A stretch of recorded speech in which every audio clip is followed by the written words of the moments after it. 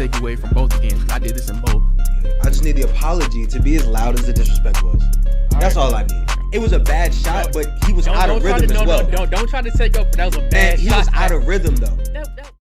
What's good, Bama State? It's Kendal, sports editor for the Hornet Tribune, and I'm here with my co-host Khalil, Stewart. I'm the assistant sports editor, and welcome to another episode of The Wild Card, where we talk everything ASU, SWAC, and pro sports. If you didn't tune in to our previous episodes, make sure you guys go back and watch that. The links will be down in the description below. But for right now, we got a new week and some new topics. Khalil, how you feeling today? I'm feeling really good. I mean, we have some breaking news that we have to talk about. Absolutely. I'm really excited. So let's go ahead and get into it. I'm excited too. Let's hear it. So sources are saying that Alabama State has made a decision as far as the head basketball coach. Sources are saying that head coach at Miles currently, Fred Waston, is the leading candidate for the job. What are your biggest takeaways, and how do you feel about this, if it is true? I mean, I've talked a lot about just having a coach. I think that's important. We're in the offseason. We've been in the offseason for a while now for the basketball team, and especially with the many transfers as we have, we need a solid coach. We need somebody to take the reins as far as where the program is going to go. So, I mean, I'm happy it's a candidate. The guy is a winner. We can't talk about him like he's not a winner. He hasn't had a losing record in 19 years. So, well, for me, I'm satisfied with if this is true, because I would much rather us hire someone that's in the HBCU realm, because the likelihood of them sticking around at Alabama State and the HBCU, because they already will understand the culture, as opposed to going to hire someone at a higher level. I did say I wanted someone at a higher level outside of the HBCU realm, but I'm excited to have this because his resume speaks for itself. In 13 years, I believe, at Miles, his record was 365 and 163, 70% win percentage, and he won the SIAC Coach of the Year 7 times. 5 SIAC championships, if I'm mistaken, 5 regular season championships. So he's a winner for sure, and that's something that we definitely need in this culture. For sure. I think, like you said, I think that we need a winning culture, especially the last couple of seasons that we've had. I hope if he does end up being the coach, I really hope that he changes the culture for sure. Absolutely, we need it. And over the last 2 seasons, Miles has been dominant in the SIAC conference. They went 45-13 over the previous 2 seasons. And from what I'm getting from him, he's a defensive-minded coach. Previously, his team was the number 1 team in the SIAC as far as ranking-wise in defense efficiency, and the way they guard 3-point line. We need that too. And we definitely need defense. We have capable players here. If those guys, we're going to get to that later, if those guys do choose to stay. Yeah. So I'm hoping that he makes a change at this program. I am too. But speaking of winners, this is the first time I'm going to be able to say this all year. We are bringing back the SWAC championship to the nest. Alabama State bowling team won the SWAC championship last week. They went 7-1 in the playoffs as a second seed. They beat Southern in a Game 7 in a 48-pin victory for the second tournament title in school history. The first one they won in 2017. They beat FAMU in Game 5, and they beat Prairie View A&M in Game 7 in the first 2 rounds. Coach Andrew Chapman and Miranda Ramel, congratulations to you guys. We have something special for them at the very end of this episode, but they do face Vanderbilt in the regional play in the NCAA tournament on April 8th at 9 a.m. So make sure you guys show your support for them for sure. Congratulations to them again. So for our next segment, we want to hit on the Rooney Rule. We're going to talk about our real world topic. Black coaches in the NFL, minority coaches in general. We don't see we don't have enough versatility, enough of them in the NFL. And There's 3 of them currently. Yeah, and it's very embarrassing. What are your takes on that? Like you said, it's embarrassing. I don't understand how a league that's dominated by black players, it's around 70% of the NFL is black players. I don't understand how you can have that and have 3 head coaches. Honestly, before, maybe like 2 days ago, it was 2. And then a couple of months ago, it was 1. Retires, and that's the only way Todd Bowles, there's no way in the world that Todd Bowles should not have gotten a head coaching opportunity before Bruce Arians of the Tampa Bay Buccaneers, before he retired from coaching. He should have got one last year because of what he did to that high-powered Kansas City offense, who Patrick Mahomes, we all know, is one of the probably the best quarterback in the game. Would you agree with that? He's at least Definitely, top 3. Definitely top 3 for sure. So I just believe that he should have been in the position to at least get some opportunities, interviews. Well, actually, matter of fact, interviews are going to a lesser extent. I think that we've seen in the Brian Flores situation that interviews don't always mean anything at all. Honestly, and it, like I said before, it's frustrating because you see these coaches do these things as coordinators. Eric Bieniemy, the media and everybody else will tell you that Eric Bieniemy does not call plays. That it's all Andy Reid. That's the only thing that happens. But at the end of the day, Andy Reid is telling you that he calls plays, and people are still saying that Andy Reid calls plays. You've never had an NFL head coach have to come out and say, I don't call the plays. It's ridiculous. It's never happened before. It's absolutely ridiculous. And then even when the black head coaches do get the opportunities to be head coaches, they get stuck with teams that aren't good. Yeah, they're in rebuilding situations where they're the bridge guy. They're not. Yes. They're never the guy that's going to be like the Bill Belichick, the former head coach for the Texans. Prime example. Mm-hmm. And then we want to talk, like we just said, Todd Bowles with the Jets. We know how the Jets haven't been good since 2010 when Mark Sanchez missed a butt fumble. Like and like, what is that? Like, that's it. It really irritates me at the fact that these coaches aren't being put in the best positions possible.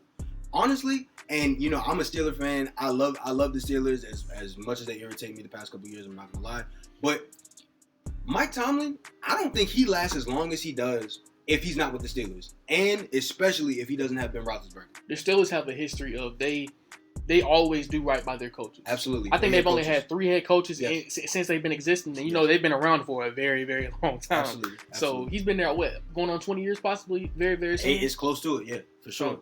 But like I said before, he's pretty much the gold standard. He's the only example, and he's the longest standing black head coach that we've had. Mm-hmm.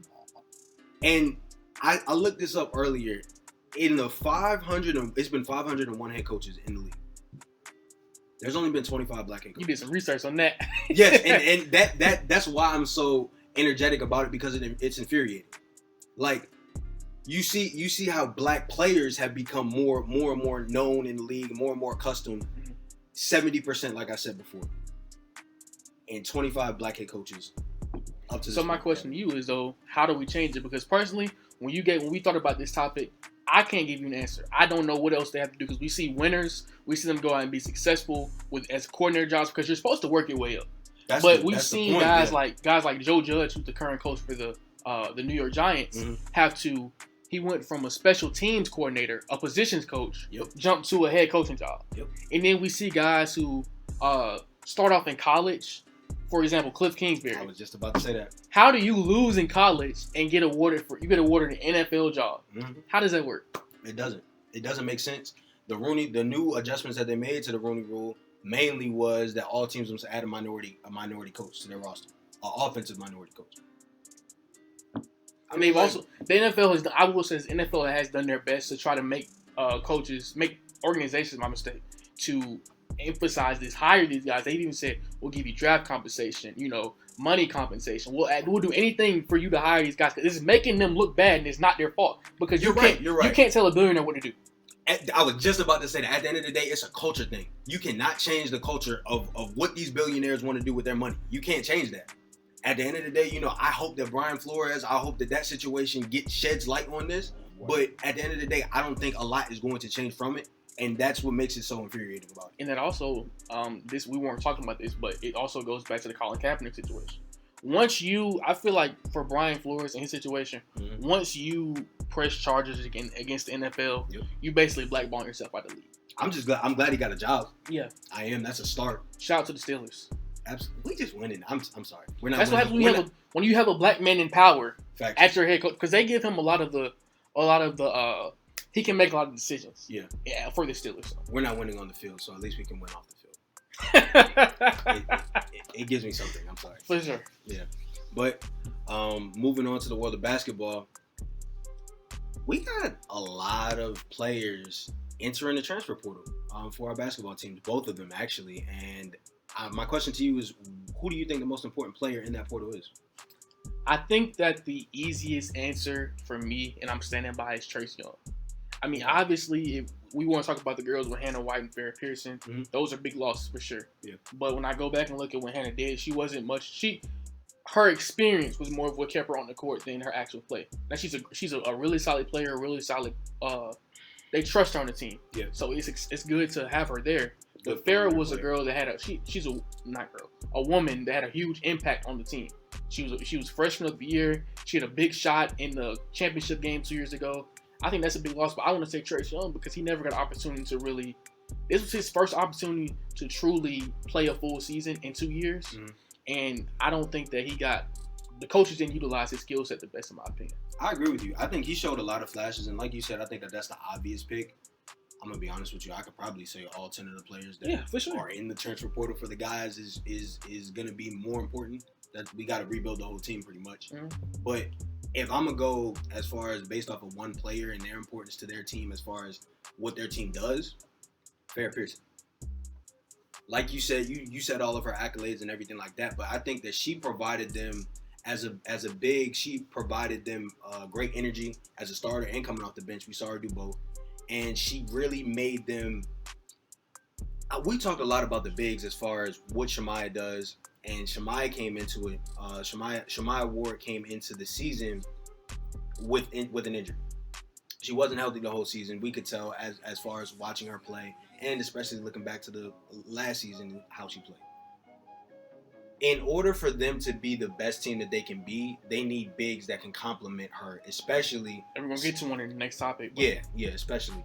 And I think that we're really going to miss Farrah because not only does she provides them great offensive play. She does something that none of the other bigs do. She can shoot the ball. She spreads the floor. Her skill set is unique. For sure. But, I mean, that's definitely the person that I think Farrah for sure.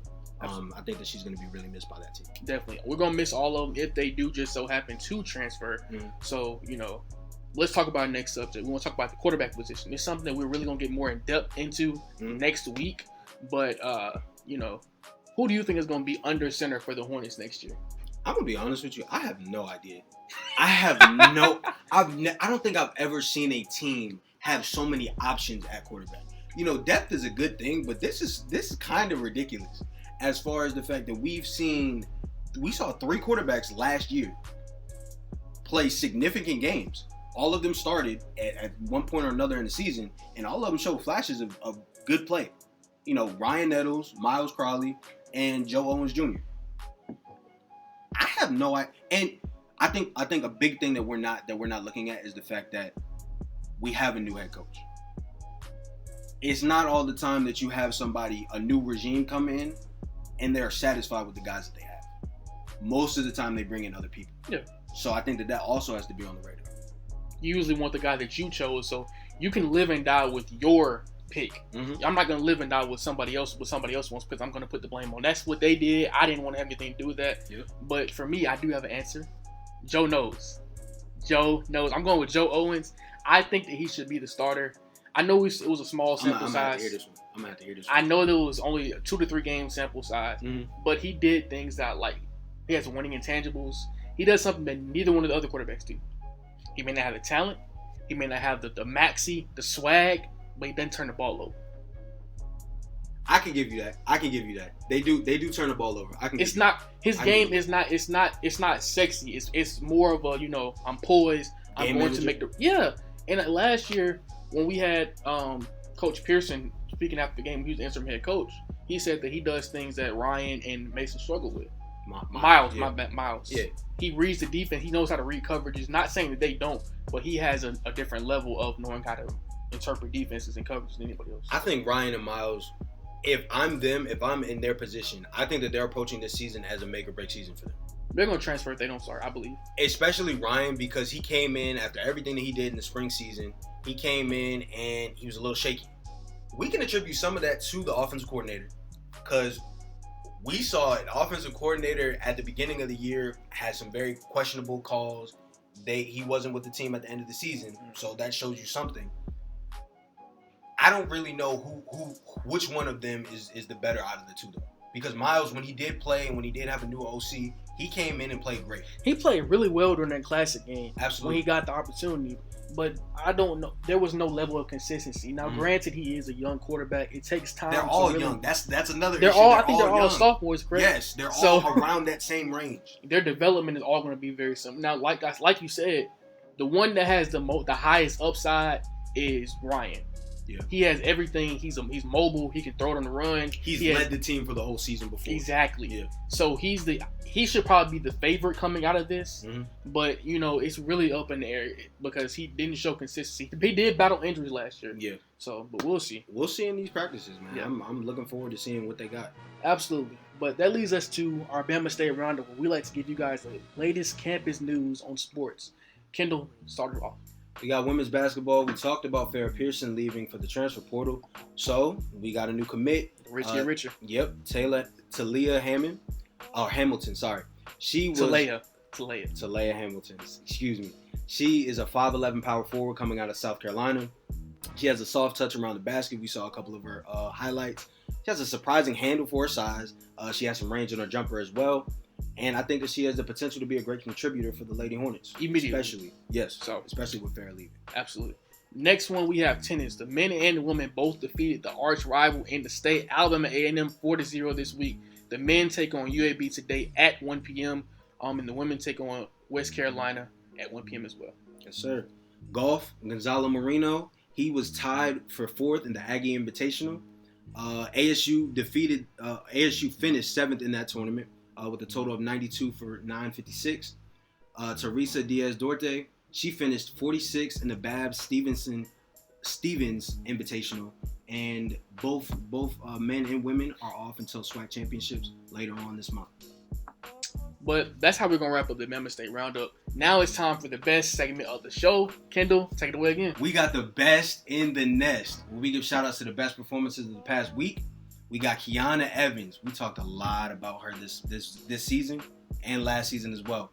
And the Bulldogs relays, she won the 400-meter hurdles with a time of 101.86. Matthew Clark, he finished 2nd in the 200-meter with a 20.63, which is the top collegiate time in that race. Ayana Emanuel, she was named a first-team box throw All-American, 16.8 points per game, 5 rebounds per game. But most importantly, over the last 7 games of the regular season, she averaged 25 points. You gonna keep bringing it up? I have to, bro, especially in her 41 points versus Bethune-Cookman. So congratulations to her. And like I said before, we want to especially congratulate the bowling team. I'm going to list all six players from their team. We got Bailey Chapman, Imani Davis, Alana DeGruy, Lyric Osteen, Emily Price, and Savannah Razor. So we want to especially congratulate them, but we want to congratulate all the Hornets from this past week. Like I say, every week we got a lot of ballers on this campus, and we cannot wait to add some more next week. So make sure you guys tune in and see the very best that Alabama State has to offer. Good job, bro.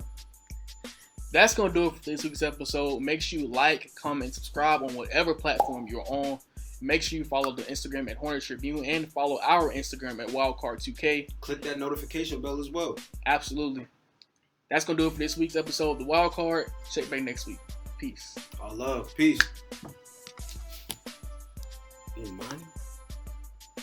You said, bro, I don't know why you be talking about Ayana like that. I just wanted to give her credit. I didn't say it.